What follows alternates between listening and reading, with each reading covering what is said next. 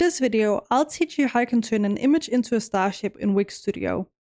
The first thing you need to do is go ahead and mark the image that you want to turn into a star shape.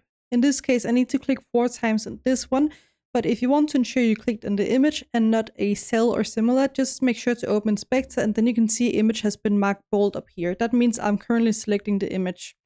Now to add or make this a star, simply go up on the small editing tools up here and click right here where it says mask.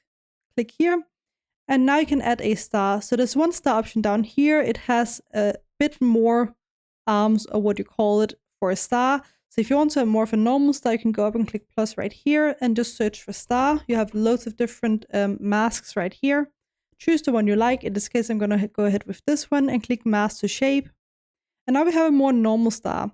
Now the only last thing we need to do is to adjust it so it is a proper size star, because right now it's a bit squished. So to do that, simply go down here and click reset to shapes ratio like this.